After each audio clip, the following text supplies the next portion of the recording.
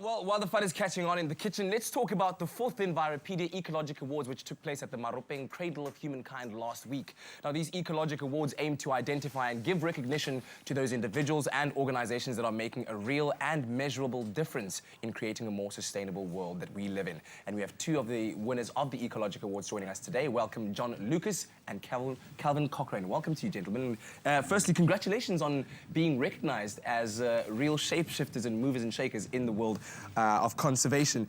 Talk to me a little bit about how you think that these awards positively impact how the public perceive conservation and how we move forward in trying to protect our environment. John? Well, I think what is important to understand is that if we make a difference in our communities and start within the communities and move the people within the communities, we do make a difference and make an awareness. Like our projects basically talks about taking the rubbish dumps and turning it into sanctuaries. And that's the important thing that we are doing on the Cape Flats. Yeah, and talking about what do you think about it? I basically think it provides a networking opportunity for a whole lot of people who are like-minded to get together and to strive for a common goal. At the end of the day, we're all trying to do the same thing, going about it in a different way. But these ecological awards basically provide a platform to give a voice to smaller organizations that don't necessarily have the ability to put themselves out there.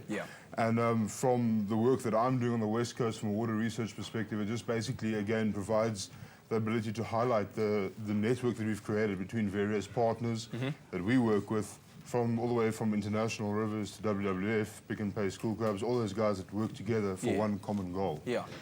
Calvin, take me through your award as the Ecowarrior Award. That's the one that you got. And give me a bit more information on your project that you do in Grassy Park. Yeah, it's Grassy Park, Zikkelvlei. What I do is I take rubbish dumps, I reinvent it. So I use the community and the people, right, to assist in terms of reinventing spaces and building a sense of community. So I built the Bottom Road Sanctuary, the Eco Park, and then I did the dressing of the princess. It was a Princess Flight project to save the princess because they wanted to put a mall on there. So I came with a new ideology and people's plan.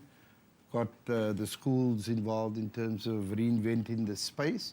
And about 3 months ago, after a 10-year battle, they've said no to the mall and they've taken on the dressing of the princess. Congratulations on that. And John, you've got something called Explore for Knowledge. And as you named also, you've just recently been appointed a WWF South Africa ambassador. But tell me more about Explore for Knowledge. Basically, the idea behind it is to take scientific research projects and then engage youth or communities along the way in the areas that projects are happening. A lot of the time we go and we do our research, we go out and we publish our papers. The idea behind the project is that I'm currently focusing on a water quality project on the Olifants River in the Western Cape. And then basically all the farm schools and the communities along the way we've decided to engage in over the next, well, it's a 3-year project. Engage with them and then get them involved with water action weekends as we had in March. We've got one coming up in November. And basically just creating awareness around water through our various partners, networks and sponsors. Just getting them excited, but not just taking our knowledge to them, sitting and learning from them and finding out what they have to say about their own natural resources and the way that they address issues that they have in their communities. Yeah, fantastic. Well, gentlemen, congratulations to both of you for the awards that you won, and good luck with all of your endeavors going forward in trying to, I think, push this idea of conservation, because we all do need to take part and play our role in it. So congratulations. Thank you. Thank you. And that is, of course, Calvin and John, the winners of the Ecologic Awards that took place last week. And I think we are, making a very, very good road into measuring our conservation in South Africa. And of course, with today being World Rhino Day, we're also here at Expresso taking a look at projects that are reinforcing that idea of what we can do to protect our environment. But stay tuned to your Feel Good Breakfast show. There's lots more to come. Right now, let's take a look at how art is changing our country.